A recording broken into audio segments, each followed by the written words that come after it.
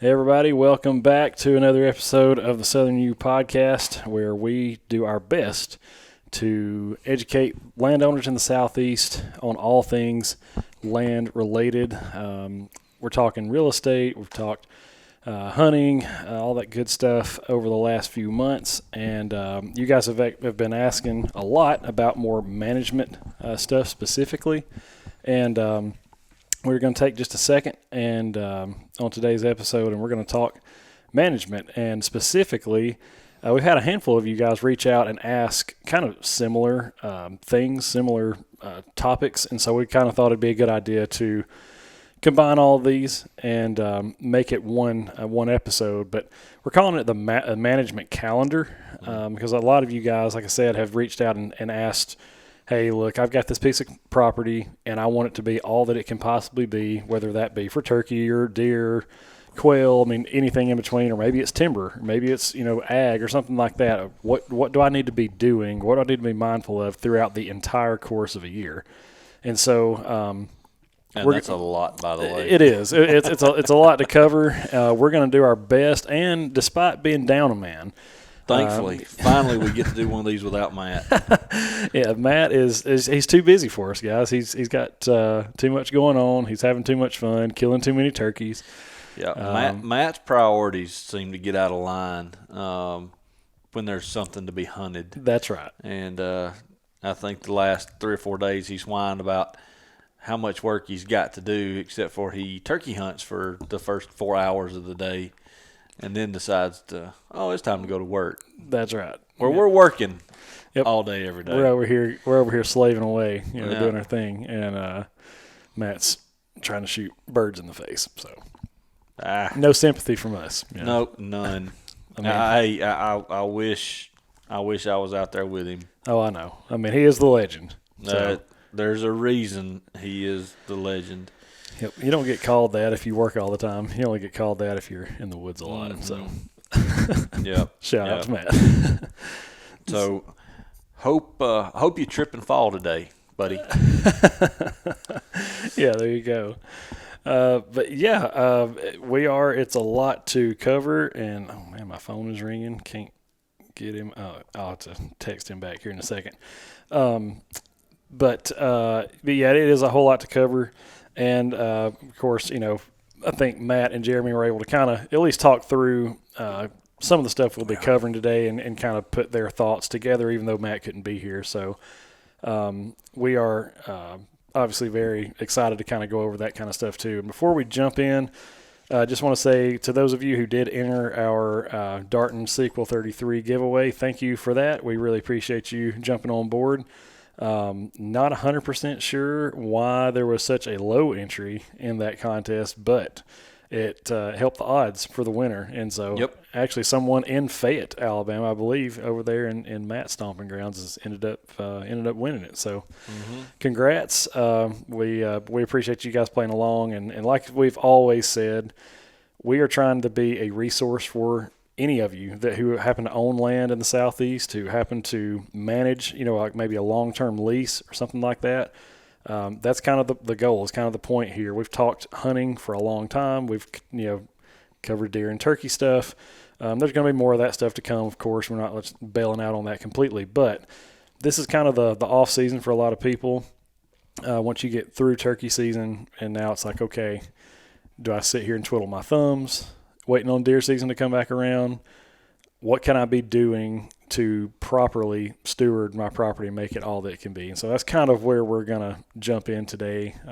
We've said forever we want to be more than a hunting podcast. Yep. So we're going to talk management. Yeah. Here is the 50,000 foot view of management, because this is just really pure and simple, going by month of the year kind of activities that we're looking at and that we're focused on, in our consulting business and our own land management side of things. And look, there's so much of it that I got to have a notebook to keep up with it.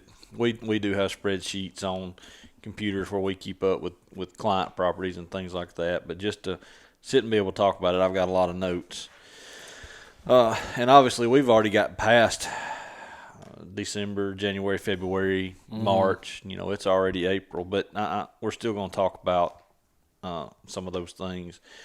And you're just going to have to throw questions in here, or it's just going to sound like I'm just reading a list. No, well, I mean, that's part of it. And I'll probably imagine, again, this is the 50,000-foot view. We can't possibly cover everything in detail in one episode for this. So it may be one of those things where we go back and revisit this in greater detail at a later date.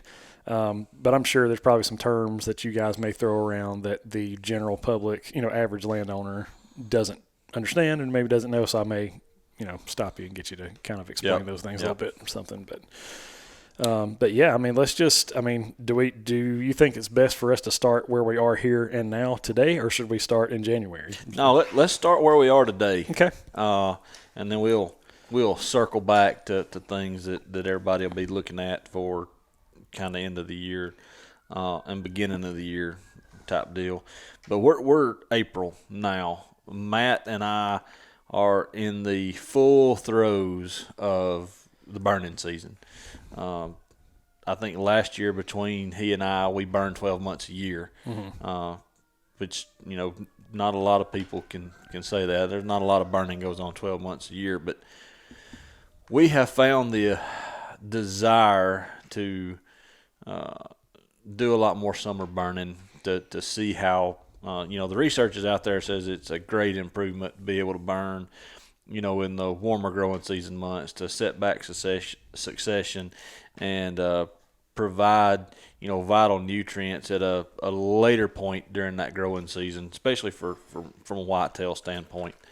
But we're burning right now. Obviously, we're going through and maintaining fire lanes ahead of our burns, which is one thing, that's vital. You got to have good fire lanes.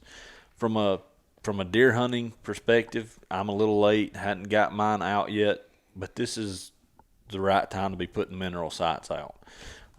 You'll hear Matt and I, kind of downplay minerals and feeding and things like that. If you're not doing everything that you can do, there's not really a huge need in doing, some of the Band-Aid fixes because they're not really doing much for you.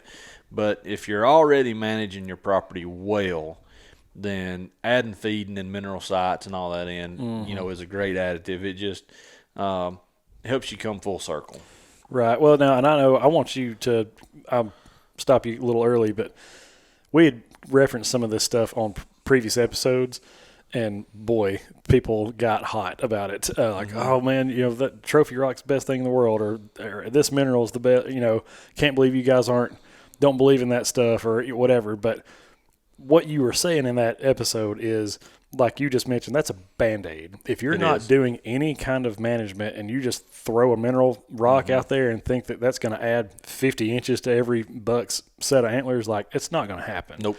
That doesn't work. But now, and even Matt said, now do the deer use those mineral sites? Well, absolutely. Yeah, of course. They'll wear Everybody them. sees the hole. Yeah, they'll wear them out, right? But we're talking about the net gain in body weight or in antler growth, If it is sheer attraction that you're looking for, then sure, there's a lot of these products out there that are great. They have a high attractiveness. But if you're looking to make health gains in a deer herd, not an individual deer, in a deer herd, then if you're not doing everything else, then they're not helping either. Right. So I just wanted to get some clarity on that because we're not saying you shouldn't do that. It's just if that's the only thing that you're doing, you think that that's going to work like some kind of magic bullet. Right. It's not going to happen. It's not. No. But it's just like feeding. Yeah. Supplemental feeding. It's just that it's supplemental. But if you're feeding and your habitat just absolutely sucks, not doing you any good. Right. And if you're feeding until or if you're filling up feeders just when you can get to it and those feeders aren't constantly full on a place that you're managing well already, the inconsistency there causes you to lose benefit as well. Right. So if you're doing everything else right and you are feeding, make sure it's consistent. Yeah. Yeah, and I also think that too with that, like it's goal oriented too, right? It like is. If you're like, hey, I want to take inventory of the bucks that I have on my property, well, that's a great way to do it. Absolutely. Throw out a mineral site, throw out some kind of attractant, and then set up a camera on it and see what shows up. But bucks are highly attracted to the mineral sites in the late summer months. Right. Highly attracted. And so, so like, are the does, but right. you're going to see a lot of bucks dominate those sites. And that's like the point, though. Like if that's what you're going after, then by all means, that's a great way to do. That's right. To take inventory. Just say that's what you're doing. Yes, just say that's what you're doing. Exactly. So, anyways, and on mineral sites, I get asked 1,000 times a year. What minerals do I need to use? Look, just pick something that's good and balanced. What I generally use is I go to the co-op, I buy a 50-pound bag of trace mineral salt, buy a 50-pound bag of dicalcium phosphate. I mix it 50-50, and those two bags equal 100 pounds. I'm going to make 5, 6, maybe even up to 7 different mineral sites with that, just splitting them 50-50. Now later in the year, as we get closer to deer season, I do just toss a trophy rock or one of those type rocks down on top, just for added attractiveness. What about I've heard a lot of old timers say that it's best to pour those on like a blowdown or a stump or something like that. Does that have any bearing in its effect? Not in my experience, no. Now those, wood or dead cellulose does soak all that stuff up, and it's a way to, I guess, attract deer to a certain above ground spot where they're not digging a hole. But I've never just really been a fan of putting it on stumps. But that's just personal opinion. There's no reason not to. Okay. That's good. I mean, I was curious. I know that, and I mean, not that this is a mineral or anything that would be good for a deer to ingest, but I've heard a lot of people talk about taking a gallon of bleach. Clorox. Yeah, and pouring it over a stump and say, man, they'll eat it to the absolute dirt. And it's like, good old Clorox stump. Yeah. One of AL Deer's favorite. yeah, exactly. Yeah. So, yeah. Are they going to come to it? Yes. But it's just the mineral composition in the Clorox. Once it dries up and crystallizes, that's what they're attracted to. Right. Okay. Another great time of year for doing soil samples. Okay. But now, for me, soil samples happen when they can, unfortunately. In the business I'm in with real estate, if we buy a piece of property and it's July, well, by gosh, I'm going to go take a soil sample and find out what's going on. If it's February, I'm going to go take a soil sample. It doesn't really matter to me. I'm just using that for knowledge, for information on how that soil is doing. But if I'm doing it in an active management role, I do them twice a year, depending on what I'm looking for.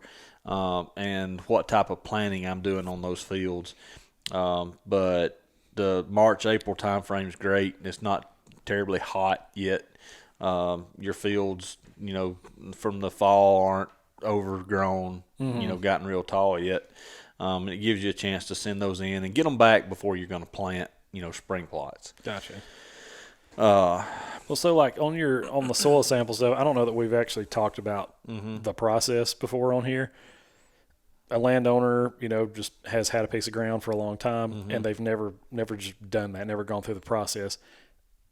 How hard is that to do? Like it's not hard, but it helps to have the proper tools. Honestly, I mean, you can buy the T-handle soil probes that's they're maybe inch and a half inside diameter, where they're taking a very narrow probe out of the ground or a section out of the ground. The one I use is actually one that you step on. So it takes about almost the size of a golf cup. You're trying to put a golf ball in the cup, that size. It takes a section of the ground out, and we're focusing on the root zone. So we're trying to be in the root zone. depending on what you're planting, that can be different. And this ain't a talk about that today. Right. But on most of the things that we're planting, I am trying to get a good cross section of soil anywhere from 2 to about 6 or 7 inches deep. And now you want those evenly spaced across the field so that you get an accurate depiction, because fields can change from 1 foot to the next, especially if you've got topography or you've got a lot of different soil types. Another important thing is to take those vertically, straight up, straight down. You're not wanting to take them at an angle, because then you're not getting a real accurate depiction of what the soil's like. And you don't want to, fresh cleared ground. You don't want to get a lot of stick, root debris, and stuff like that in it either. It doesn't. It doesn't give you as accurate results. And so now, once I've collected the sample, what am I doing with it? Where do I take it? Who's going to give me the results? There are a blue million places that you can send it. In Alabama, one of the more popular ones is just to send it to Auburn University. I mean, there's behind the camera there, I've got boxes that go to Auburn. The lab I send mine to, generally speaking, is Waypoint Analytical in Memphis, Tennessee. Waters lab does great soil samples. Ward, same deal. They give you great information. You just got to know what to ask. And this, there again, this episode isn't what to ask. Right. I really want to have some soil guys on here, and let's talk about what to ask. Because I'm no soil scientist. Look, I'm a practitioner of what the experts tell me.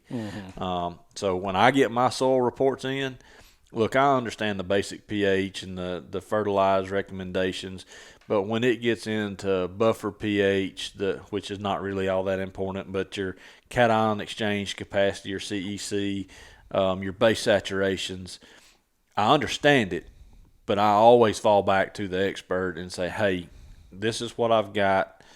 Walk me through how we need to handle this, if it's something out of the norm that I'm not used to. I got you. Well, I mean, that's good to know, because the general person would probably not be able to get, here's all these results. And what does all this mean, Honestly, and I hate to say this because, look, went to Auburn, love my Auburn family. Their information on their boxes and the sheets that they send out for submittal don't help you a whole heck of a lot when it comes to telling you what you need to select. And the average guy in Alabama that sends them to Auburn, that just puts it in a box and sends it, doesn't get the information they need. They get a pH and they get their fertilizer recommendation. That's not what you need.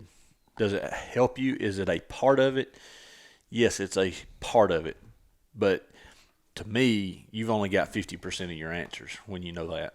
Gotcha. Okay. Well, it's good to know, though. I mean, that even somebody like you or Matt goes, hey, look, I still got to call these guys, and I still need to get some direction and some instruction on what to do with these results. Yep. If you're spending the kind of money some of these big landowners are and planting high-quality food plots, seed now may cost you over $100 an acre. Fertilize is through the roof. Fuel, your time, it's thousands invested in some of these fields. Call an expert. Yeah. Take 5 minutes.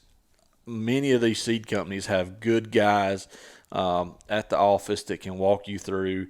I'm constantly on the phone with Al with Vitalize. Buddy of mine, Jody Holbrooks, is with Whitetail Institute. These guys will answer the phone and they will walk you through everything you need to know. Now, sometimes this time of year it's tough to get them. Look, because every Tom, Dick, and Harry is calling. But before you screw up and waste money, make a phone call. Yeah, well, swallow your pride. That's it. That's it.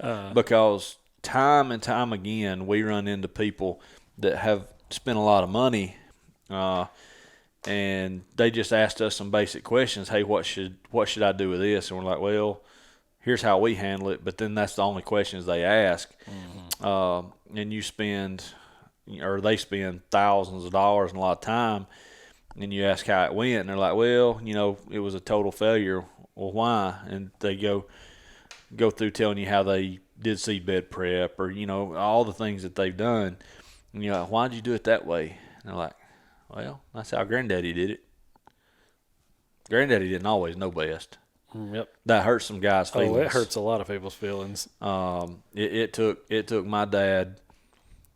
I mean, still, he's finally grasping the fact that just because somebody told him it was that way, 50 years ago, he's learning that they didn't know best. Yeah, well, there's nothing wrong with tradition when tradition makes sense. That's right. But, that goes for a lot of different things. I won't get off on a tangent on that. But Yep. just because you've done it a certain way for a really long time Nope. doesn't necessarily mean it's the best way, No, look, that's the definition of insanity, right? Yeah. Keep doing the same thing over and over and expect different results. Right. Yep. That's true. If you're wanting better results, why aren't you still doing it the same way? Yes, exactly. Moving past soil samples, March and April is a great time frame to be spraying and fertilizing clover. The one caveat in there, if you talk to 100 different guys, you're probably going to get 75 different answers on what temperature you want to be doing that. Look, this is my personal opinion. I'm no soil scientist, but I want soil temperatures to be around 60 degrees before I'm spending money on fertilizing and spraying. Mm. Some guys go way before that. Some guys are like, no, man, you got to wait till it's 65. I'm just saying what I do. Yeah. Well, Plain and simple. And it seems to work. It does. Right. It's not like you have food plots that just crap out. Nope. I've only got one place that food plots craps out, and it's because we're trying to grow them on top of limestone rocks. Yeah, that's tough. That sounds like some Jackson County stuff or something. It is Marshall. Oh, is it? No, yeah, it's Marshall. Yeah, well, parts of Marshall's pretty rocky too. Toughest place to grow a food plot I've worked in my entire career. Really? Yep. Wow. That's interesting. Just because of the rock. Yep. Well, there's no nutrients. There's no nutrients. That's all there is. And a big part of it is it's not necessarily nutrient deprived. It's just there's no soil. Yeah, no dirt. You could grow ryegrass because you can grow it on asphalt. Yeah. But you can't grow anything else. Yeah. Or it's very, very tough anyway. One that a lot of people miss when it comes, there again, we're talking March, April time frame.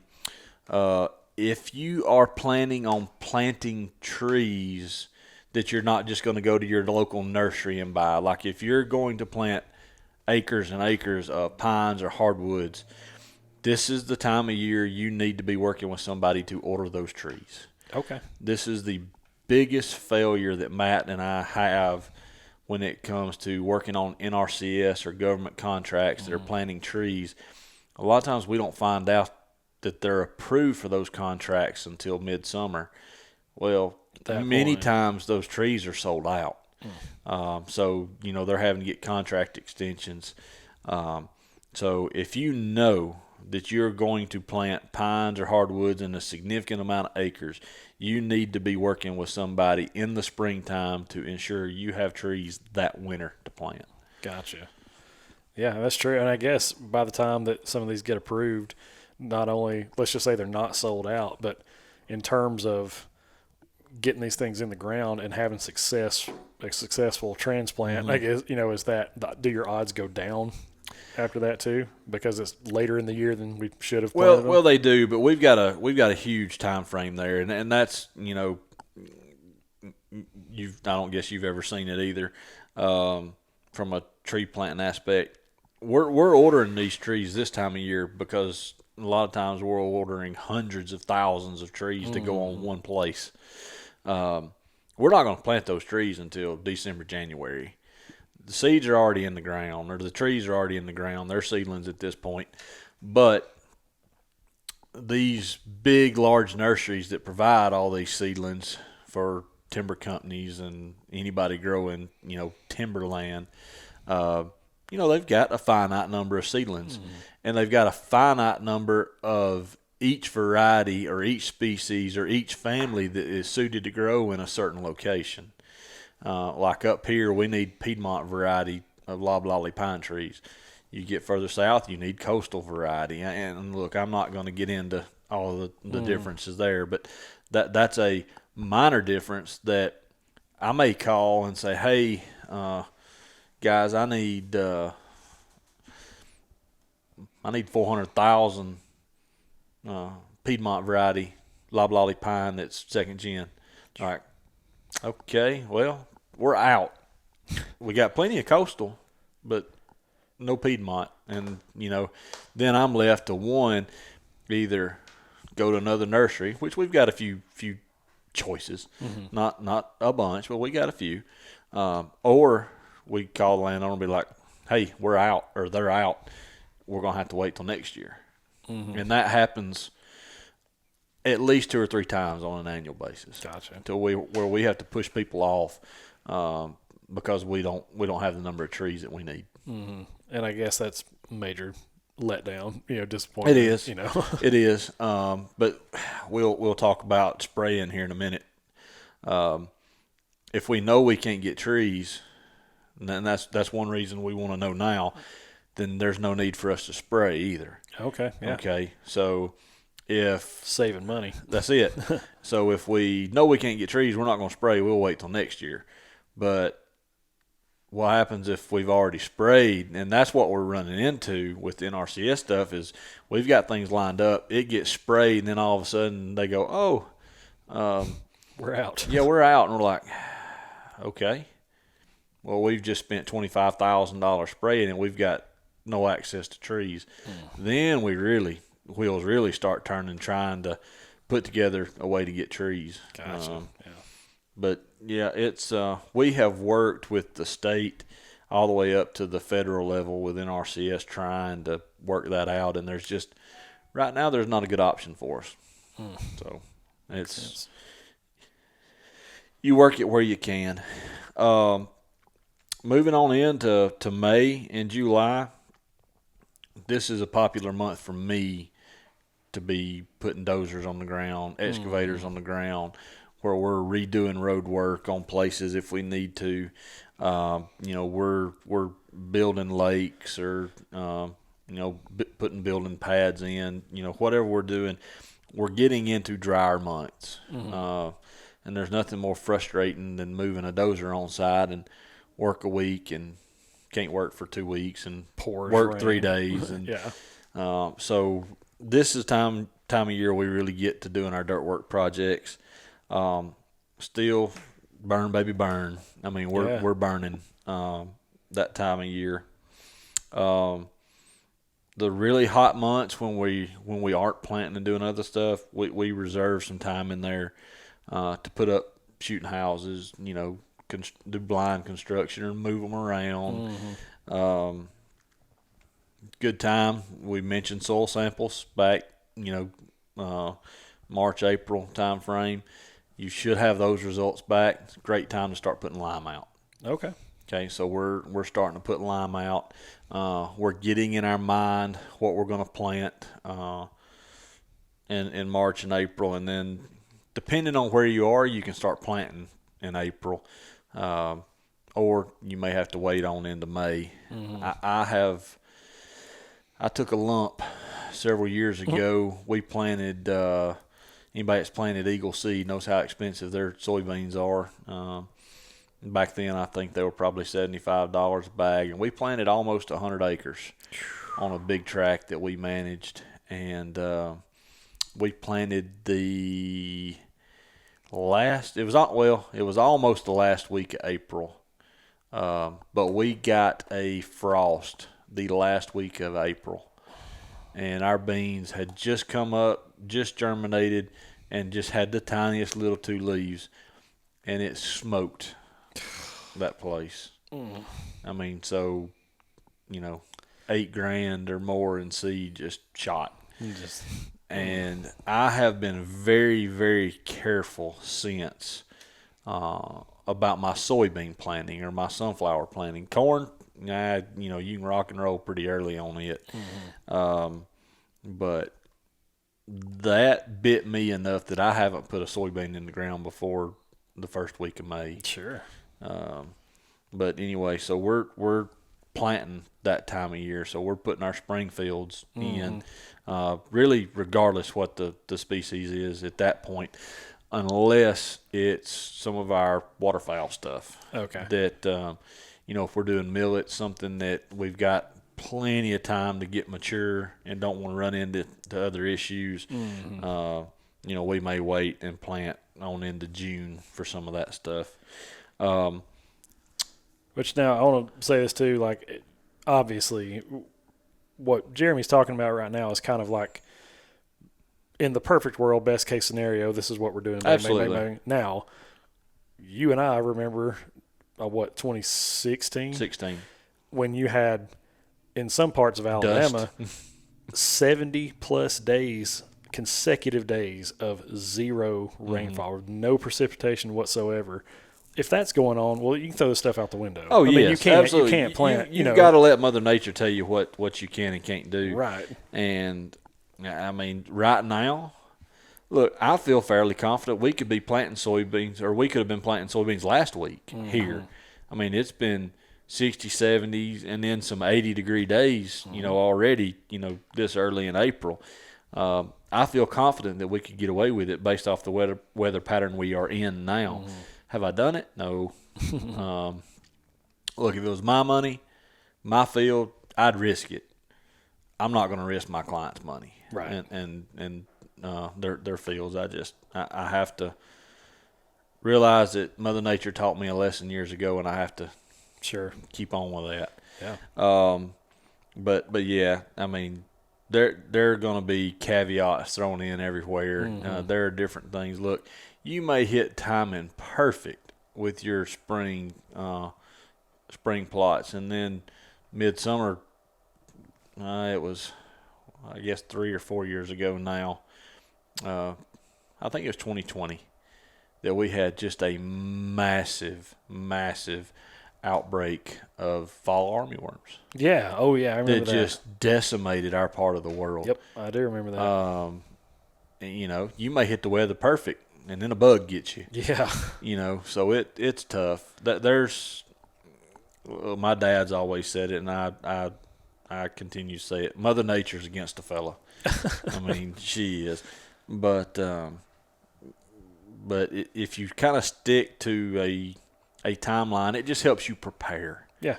And preparedness, will help you have more consistency. Sure. And before we kind of move on here, what I think I'm hearing you say when it comes to soil samples and burning, there's really not a bad time. Not a bad time to do either of those. Nope. So I would have felt like, hey man, if we're getting ready for deer season or we're getting ready for turkey season, probably don't want to burn. Is that the case or not? Or well, there's not a consensus on that when it comes to burning in turkey season. There are still a lot of hardcore turkey hunters out there that's like, why in God's name would you burn when you know turkeys are nesting? Well, the way we burn, we are not burning massive blocks of land. We're burning, a big block for us. As a matter of fact, the largest block that I can remember we burned this year was 432 acres in a block. Most of the time, it's less than 100 acres. Occasionally, it's 1 or 2. When you're burning tracts that size, you're not going to be burning up a significant number of turkey nests. Number one. Number two, turkeys will re-nest. Now, their production level at re-nest or success level goes down. Yes, we know that. But number three, or A2, what is it, A2? Yeah, A2, B1, whatever, Number three, the good that we are doing for the habitat outweighs the loss of a couple of turkey nests. Because, look, based off of pure numbers, turkeys run about 20% success rate on a nest. Anyway, when things are ideal. When things are average. Okay. Basically, the way we're seeing it now, average across the landscape, they're about 20% success rate. So if you burn up 3 nests and they're 20% success rate, and average clutch of 10, they're raising 2, you've lost 6 turkeys. That's not a world ender. Is it good? No. Is it bad? not necessarily. Now, it is if you don't want to lose a turkey. But look, we're going to lose turkeys. Everything kills turkeys. But I was going to say, especially when we'll talk about that probably here in a minute too. Yeah. So not the end of the world. I know some people are just dead set against it. I'm not. If I can have a positive impact on the habitat, that's what I'm after. So I guess and again, I'm probably speculating here a little bit, but if I had to guess, there's going to be someone out there that's rebuttal to that statement is, well, okay, so why can't you just wait a little longer? So just wait a little longer and then burn later. Well, you can. Okay, so I mean, is there like a reason that like we got to burn right now? We have to. Or, in some instances, yes. Okay. In some instances, we are bound by either contract date or a landowner's desires. Gotcha. To get something done. And sometimes it's just our timing. Look, there are not very many burn practitioners left. We get calls almost daily for burning during burn season. Some of them are big contracts, but, I can count on one hand the groups or folks in Alabama that I know burn the number of acres that we do. So it's just not a lot of it going on. So if our back's against the wall, we've got to get to more acres, and sometimes we just got to burn what we can burn. And weather and topography tells us that.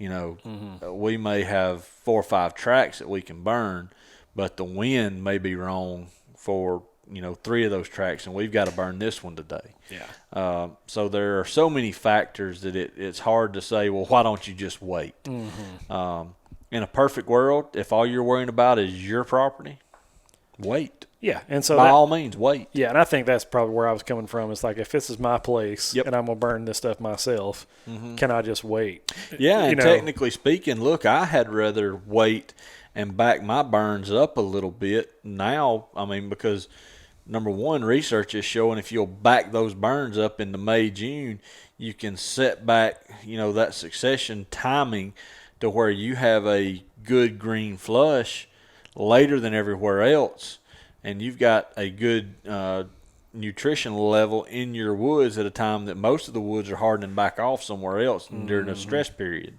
So, in the perfect world, I'd like to burn late. Sure. But, the world isn't perfect. Well, no, but I mean, I think there's probably a lot to what you just said, too, is the whole reason you're doing this is to give your property some sort of advantage, right? That's right. I mean, to give some sort of edge over your neighbors or over whatever. So, hey, if we can set this back, and now we've got beautiful, lush green stuff popping up when everybody else has dead stuff. Yep. Well, man, it's got to help. Right? It does. It has to for your property.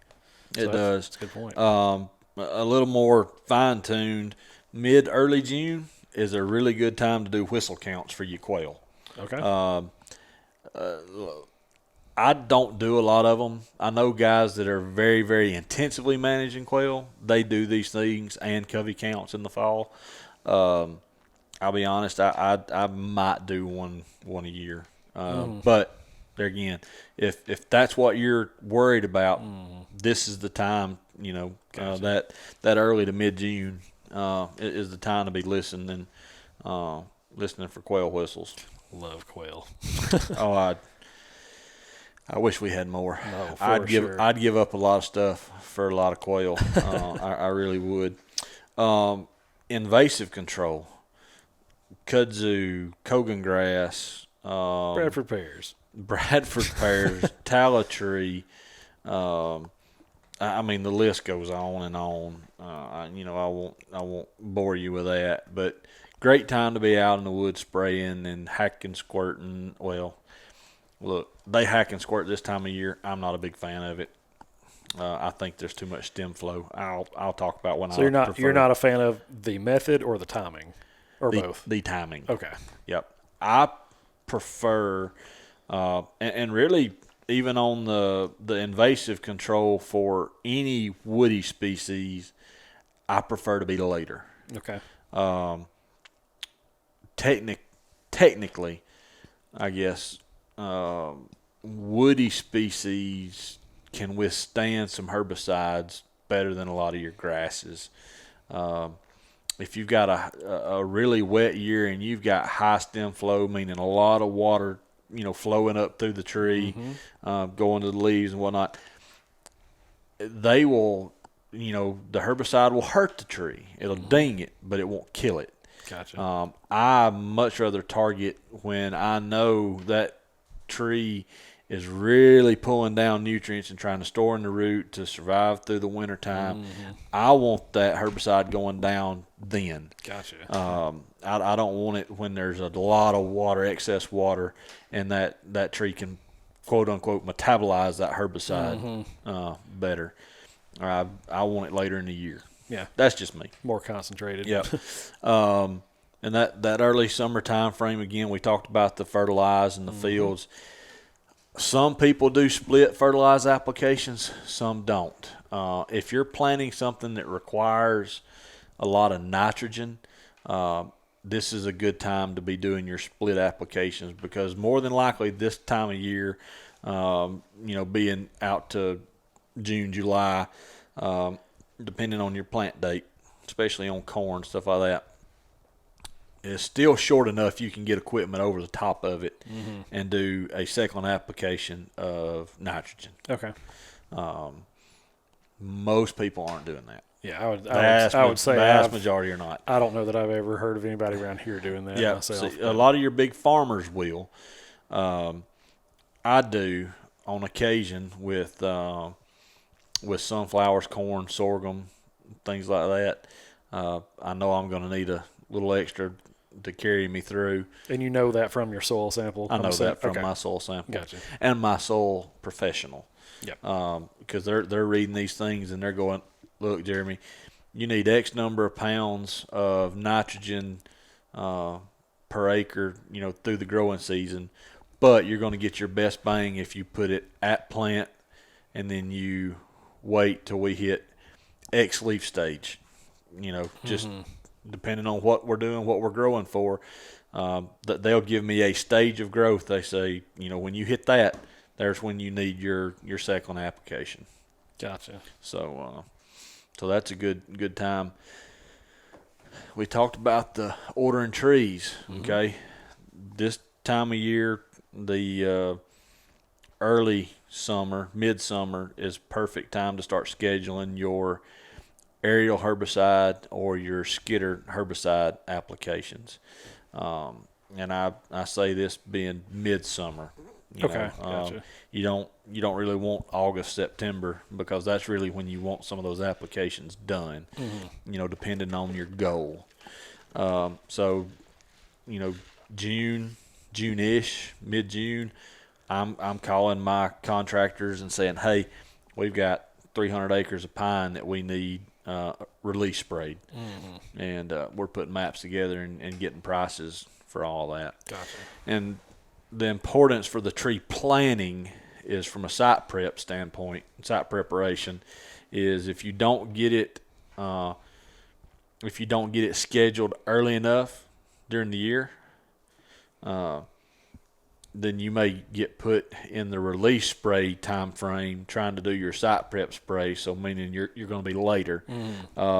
And it would be great to have those things sprayed August, September, when it's good, hot, part of the summer, and then you can get your 45-day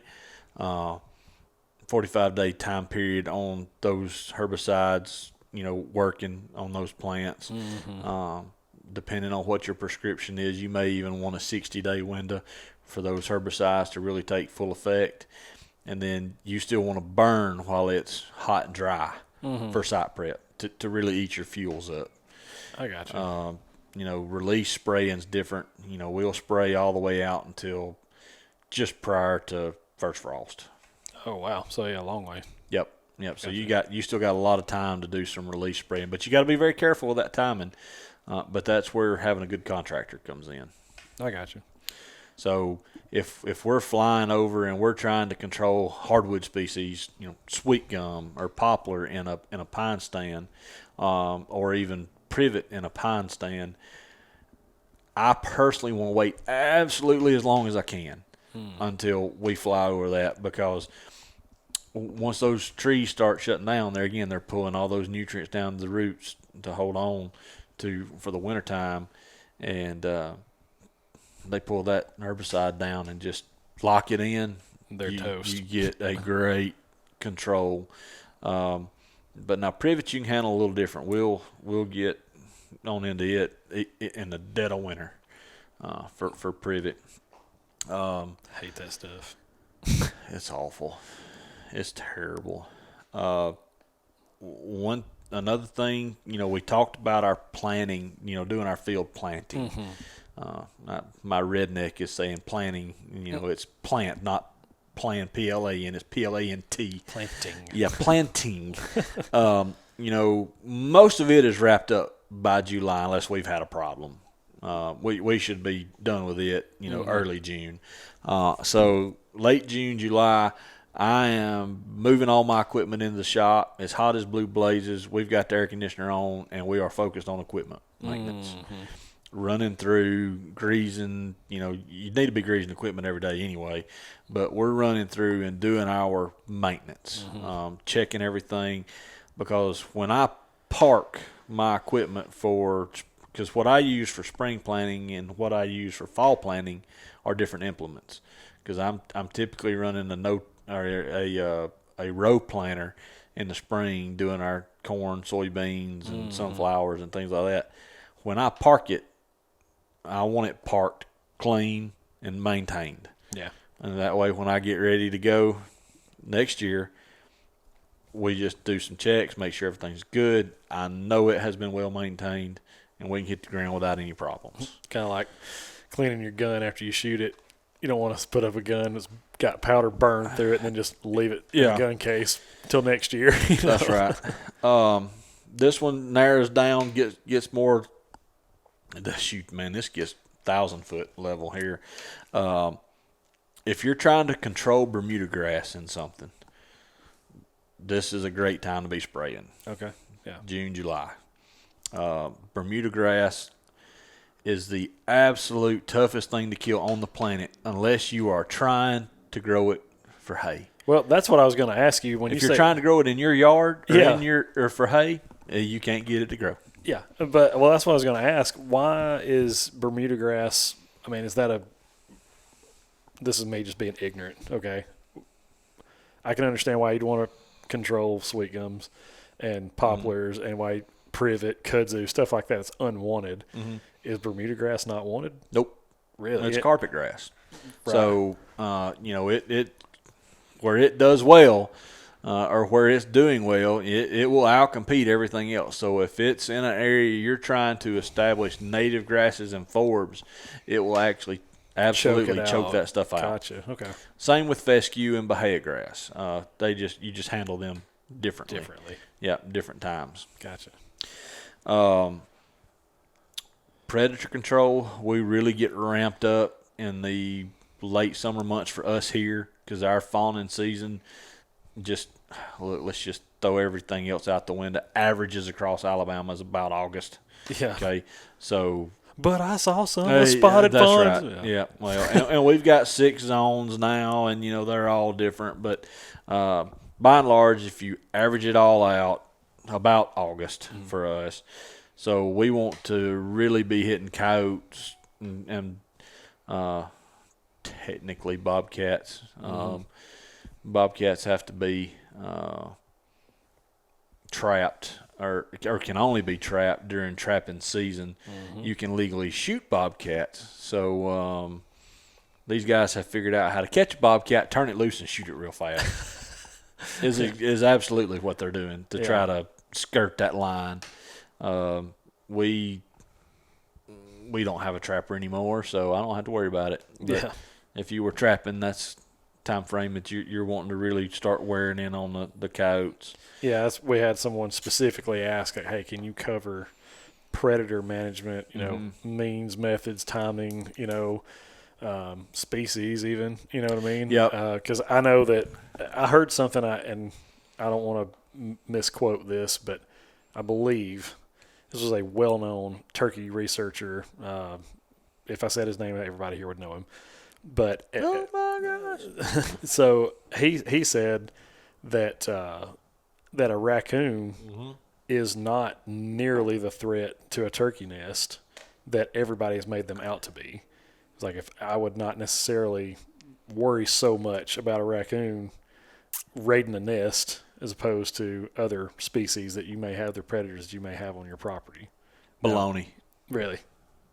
Look, I mean, I read all, and I know who you're talking about. And I think during that spiel where he said that, I think his caveat in there was if the habitat is correct, raccoons aren't nearly a problem as people suggest. Gotcha. And that is absolutely correct. Okay. But just in the poorly managed state that turkeys are in right now, yes, raccoons are an issue. So possums are an issue. So bad habitat equals raccoon problems? Yes. Or in greatly managed habitat, not so much. Equals much less of a problem. Okay. Yep, absolutely. Gotcha. No question. If you have high quality habitat, nest predators, and look, those guys out there, well, they're not predators, they're scavengers. I don't care what you call them. If they eat an egg and the habitat is right, then they're going to find less eggs, whether they're scavenging, predating, whatever you want to call it. Mm-hmm. If you get the habitat right, those animals are going to find less of the nests. Mm-hmm. That makes sense. So, you know, we won't get on. No, but I just was curious. Yep. July time frame for us. Most parts of the state is a great time to do turkey poll surveys. Mm-hmm. And look, for guys that are highly interested in turkey poult surveys or their turkey numbers, I suggest they set out and do these things on purpose. Put camera traps out, and by camera trap, we're just talking about put a camera out. Have areas that you can see the little turkey poults because they're, that time of year they're still small. People know what kind of territory turkeys try to traverse. They're not getting through that thick matted grass. If they can be on edges and they've got some bare dirt and clumps of grass and weeds and things that's a good mix, that's where they're going to run. We tell folks to just bush hog 4 or 5 strips next, to the woods that's next to, a field or whatnot. Give them a little alley that they can walk and count them and try to keep up. You don't want to bait them. You don't want to create predator pits out of that, doing that type of practice. Right. But, if you'll start keeping up with how many turkey numbers or turkey poults you're seeing and you track your practices, then you're going to figure out what works for you and what doesn't. Gotcha. Okay. That's a cool way to kind of keep an inventory, I guess. Like you said, don't turn it into an ambush spot. But. Yeah, no, because you certainly can, especially if you go throwing, wheat seed out and draw the hens to certain locations that doesn't have real good brood cover. Because those poults are going to follow where she goes, and if you arbitrarily draw her into an area that's not suited or not suitable brooding habitat, then you're going to cause yourself some problems. Right. That gets us into August, September, so late summer months. Number one, everybody there, their mind immediately goes to, it's time to plant fall plots. I'm not going to call you an idiot if you plant on Labor Day, but if you do, you're an idiot. I gotcha. Look, that's just too early. And I'm being a little facetious here by calling them idiot. That sometimes you've got the time, and that's when you get to do it. Yeah, you got to do what you got to do. I'm just picking. Sure. But that is early for us in our part of the South. you still run into problems with drought, and you still run into problems with armyworms that early. So you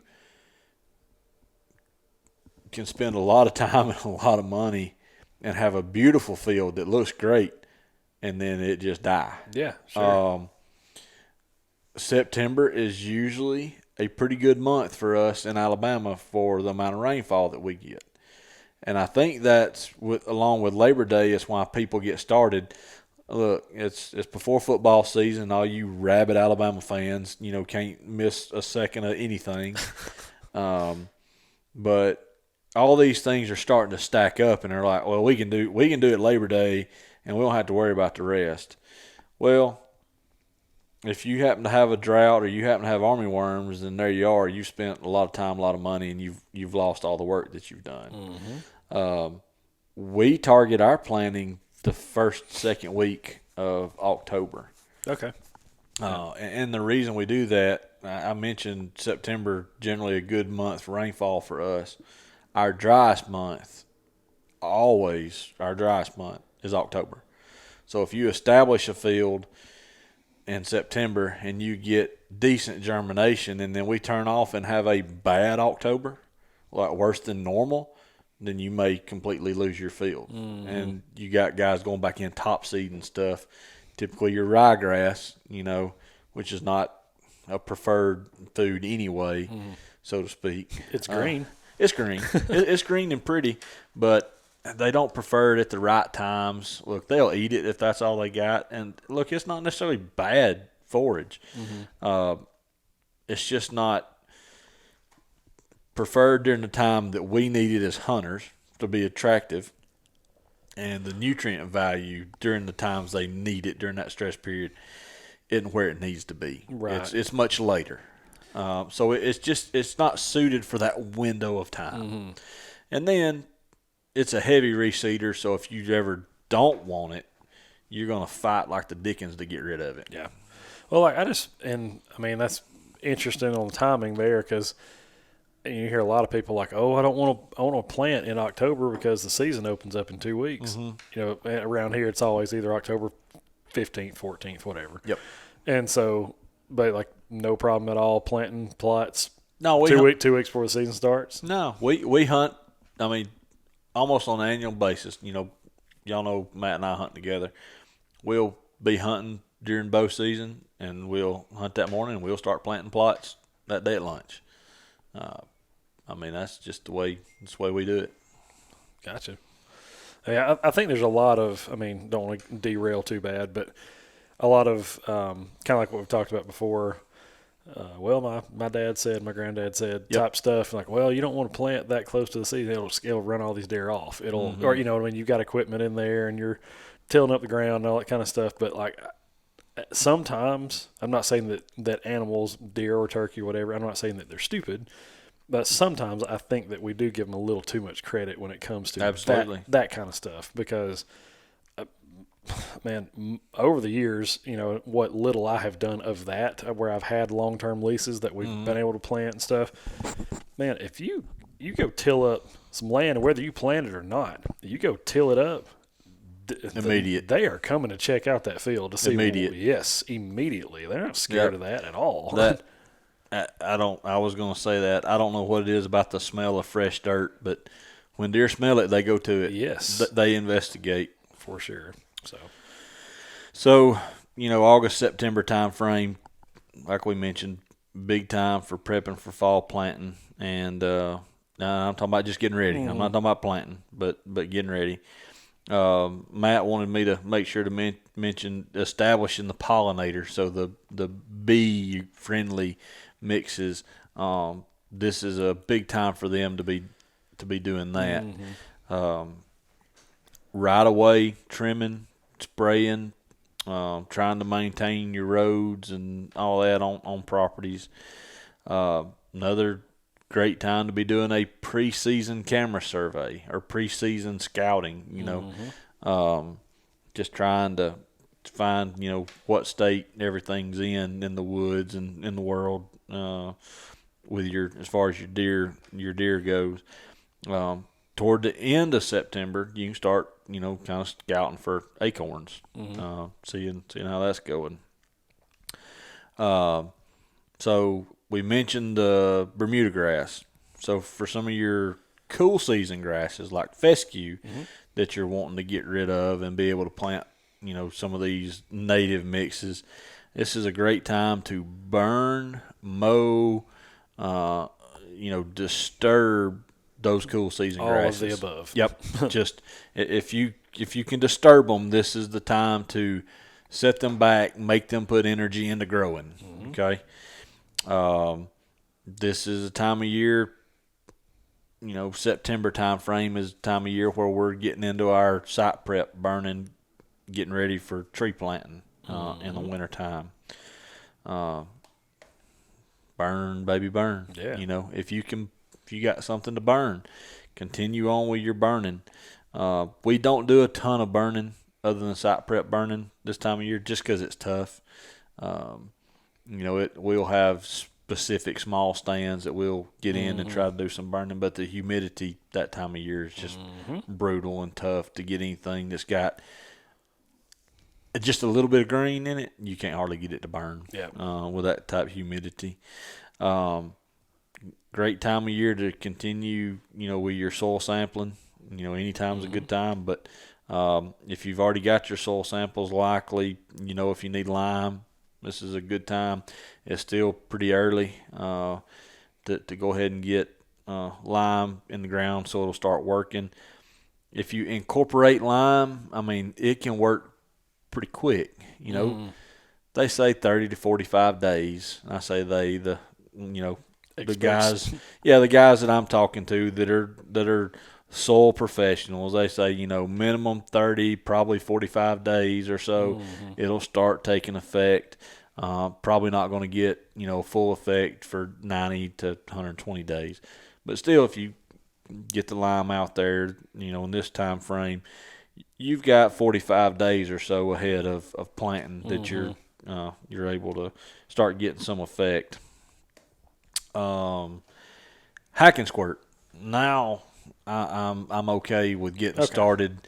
This time during the summer, some of your species are starting to slow down. It's not it's hot and a lot of times it's dry in August. September we typically get quite a bit of rain, but the growth period for those trees are starting to come to an end. So I'm good with going out and doing hack and squirt, this time of year, although it's brutal. I was about to say, man, that seems like brutal. A very labor-intensive, time-consuming effort there. So you wouldn't want to do that over a large portion of... No, I say I'm a fan of doing it. I am not a fan of doing it. I'm a fan of the timing. Yeah. It would be just absolutely brutal to be doing that type of work during the summertime. There again, follow up with dirt work, trying to finish projects out, and if you've got shooting houses and things that you're moving, still do the same. Man, that jumps us all the way over into October and November, which everybody immediately jumps to fall planting. Number one thing. So for me, I'm wanting to plant, first couple of weeks of October. Look, I have put grass in the ground, put seed in the ground, all the way to December. Yeah. So if you've got the warm days, if you've got the soil temperatures, it'll grow. Like most people in our part of the world, last year was just terrible. We were dry late, and we got cold early.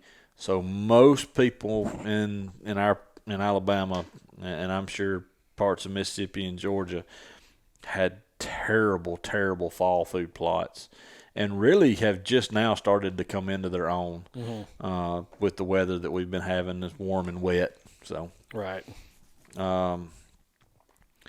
If you're going to do any fall burning to try to control some hardwoods or woody species, this is a good time, late October-ish, when leaves are just starting to drop. It's a pretty good time to get on those. From a hunting aspect, scouting for acorns. Best time, in that early October, which, we're coming into hunting season then. So Yep. I really, if I could, I'm going to find my acorns ahead of time, in September. Sure. But, still a good time to find acorns for hunting. Acorns. That's right. All about the acorns. Acorns. Getting back into the control of grasses. Okay, this is the time that you really have an effect on your cool season grasses. So this is when you spray them. So, we talked August, September to burn, mow, disturb them. So they've put all that energy into coming back, and now we're going to hit them with a herbicide just to knock them out. Are you going to have some residuals the next year? Yeah, likely, but you're going to get significant control if you burn, disc, that type thing, or not disc, burn, mow. I suppose you could disc. We don't. We burn and mow. But set those things back in August, September, and then we're spraying late October. Gotcha. When I'm spraying. Your timing is going to be different depending on where you are. You just want to hit them right at or after, really, the first frost. Okay, yeah. You want that first frost to knock out, shut down all those other grasses. And then when you've got that and you hit these things, these cool season grasses that are actively trying to grow, it absolutely hammers them. Yep, for sure. Well, yeah, use Mother Nature to your advantage. That's there, it. That's it. Burning our site prep burns still. So if you're planting trees, in the wintertime, more than likely most of the tree planting is going to be going on in our part of the world in December, January, February. So, get your burning done, now. You can continue with the hack and squirt. For guys that are using sprayers a lot, make sure you winterize those things this time a year before we get that first frost or we get those freezing temperatures. Or you're going to end up with some busted hoses, busted nozzles, and things like that. For those of you like me that's still using them, keep them inside. That's what we do. But you can start after the first frost. You can start spraying privet. For pretty good privet control. Preferably, I'm going to wait a little bit, but you can start during that time frame. And if you're going to do disking and mowing for fall, I wait till this time frame. Some people don't want to disc and mow. They don't want to do any kind of maintenance to their property during poult season for turkeys, and then they don't want to do any for fawning season. So, it pushes them back. If you've got that maintenance to do, this is a great time. Everything's, up and at it itself enough as far as animals go that you can safely do these without having any kind of negative impact. Right. And I feel like, I could be wrong, but at this point in the season, there's probably the groundwork, I guess, is probably not at the forefront of a lot of people's mind. Nope. No, it's time to go hunt. That's it. You know what I mean? And, look, I don't even have that wrote down. Yeah, well, that's what I mean. For the most part, like, I talked to Matt about this separately, and when we were talking, I'm like, sometimes your quote-unquote management is just hunt. Like, you need to go manage the animals on your property. You know what I mean? It's time to go and harvest a few deer, harvest a few turkeys, or whatever it looks like, but that's all your calendar needs to consist of. I could read y'all the calendar that Matt sent us in the group text today. But you know what his y'all know what his priorities are. Yeah. But now, kind of circling back to the time of the year that we've already passed. December, January, February. I do have hunting there. There you go. But continue maintaining your fire lanes because burning season's coming up. That's right. Yep. If you're gonna do dormant season fire, This is your time. December, January, February, and that's primarily one of a couple of things. Either you're trying to promote some grasses, or you are just trying to remove fuel load. Gotcha. That's your two biggies. If you're doing dormant season burning, still a great time to be working on your nest predators. You're going to be out in the woods anyway. You're going to be hunting. Set some coon traps for possums and coons and things of that nature. Now it's when I really want to be spraying privet. Okay. December, January, February. Look, it don't get cold enough here for us not to be spraying privet. And if Right. you spray privet this time of year, it will absolutely smoke it. Yeah. So you can broadcast spray over the top of it. I mean, hardwoods don't have leaves. You're not going to be able to spray the top of pine trees, with most people's equipment. So if you've got access to a sprayer and you've got privet on the edges of your fields, unless it's a green food plot. Now, you don't want to dose your green food plots, but anywhere else, man, you can run out there with a good dose of glyphosate or 2,4-D, something like that, whatever your prescription you want to use. That's for another episode. There you But go. spray that privet this time of year. For sure. Yep. End of February, do some postseason scouting. Figure out some things that you didn't know. Great time of year to be in the woods. It's still cool. No ticks, or not many. You have to look for them hard. Yeah, a limited number of snakes. Yeah. You don't typically find too many during that time of year. But you're not going to find sheds that time of year here with us yet. But still, you're gonna figure out some things about some deer movement patterns that you may not have known as soon as deer season's over. Toward the end of deer season is my time frame when I'm wanting to take a snapshot of my herd health.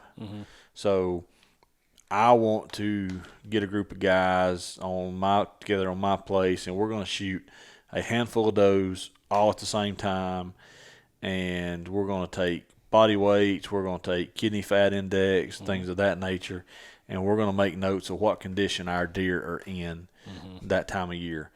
And we're going to do that every year, just to be able to track kind of where we are with our deer herd. And you try to do that the same time every year too, right? Same time every year. Yeah, because that way, Yeah. If you do it in October when deer season opens one year, and the next year you do it the last 10 days of the season in February, you're going to have two vastly different looking deer herds. yeah, you may look at them in February and go, "Man, these deer are starving to death." Yep.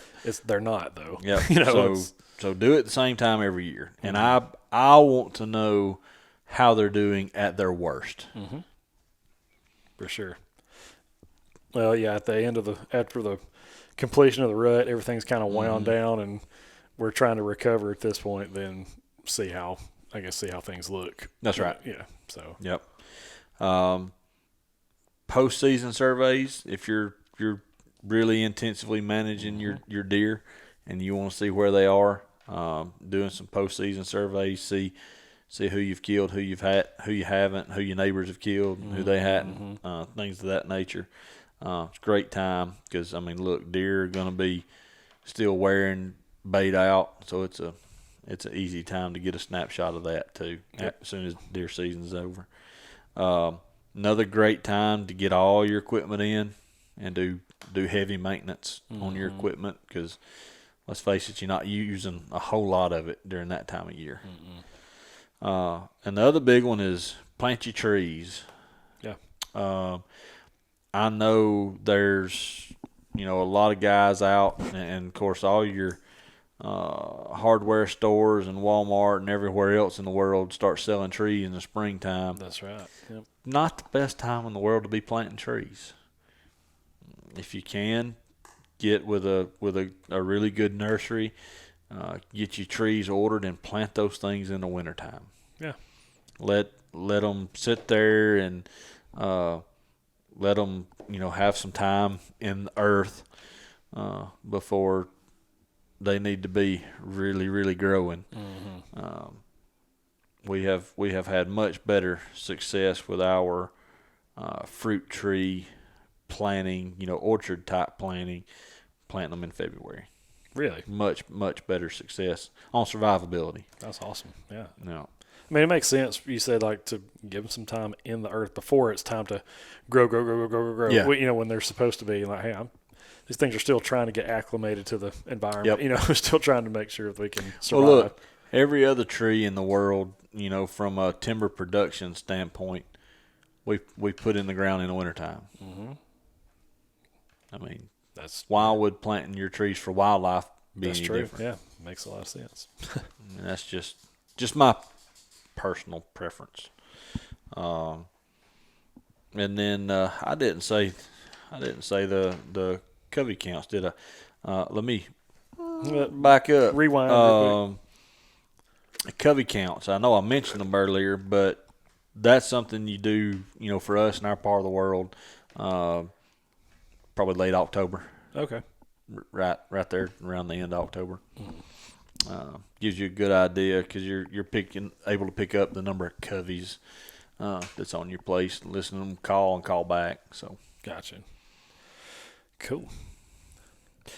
But that is a fast and furious snapshot of things that we're looking at kind of by month or grouping of months through the year. Yeah. Well, that's awesome. I mean, I know it was like drinking out of a fire hydrant. We were covering a whole lot of stuff and trying to condense it. We're still an hour and 17 minutes here. So. We covered too much in this. Yes. I know it was being requested. Yep, for sure. But we covered too much in that. Not my favorite format, but I know people have been asking.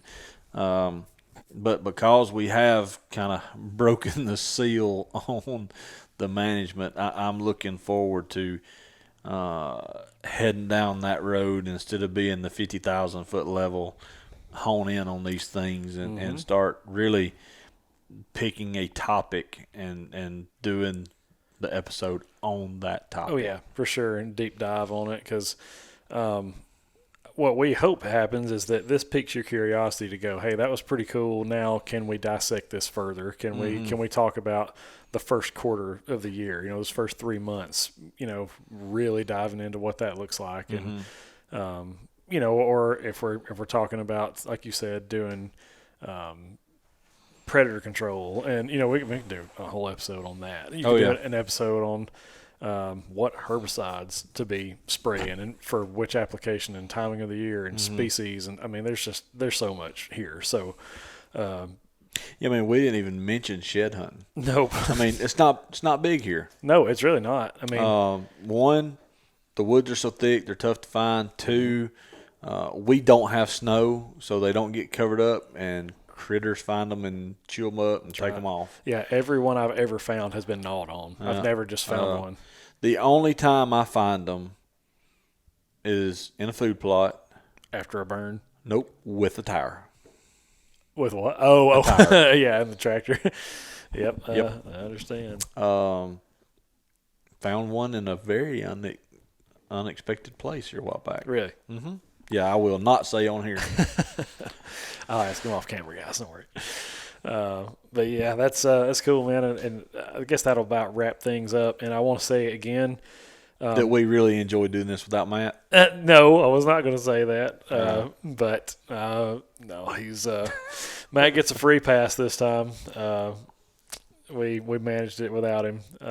But see, it's an hour and 20 minutes, and we didn't have our normal crew here. Imagine all three of us were here. It would have been 2 hours. It's been 3 hours long, man. Yep. But yeah, I just want to say thank you for listening and thank you for engaging with us on social. Listen, if you have any questions or any topics that you'd like to see us kind of cover in more depth or something like that, feel free to shoot us a message. You can, we're pretty active, obviously, on Facebook and Instagram. Instagram being probably the most active, I guess. shoot us a message through there. We love talking to you guys, and we love kind of answering questions the best we can. Most of the time when you shoot a message, you're getting me. And so if it takes a while for me to reply, it's because I'm asking Matt or Jeremy what I should reply back. So just bear with me on that. But we are excited to kind of bring the management aspect of this stuff, and kind of not to get away from hunting, but to complement it and further kind of explain the why behind the what. And a couple of things I have been asked, and I don't think I've even talked to you about it.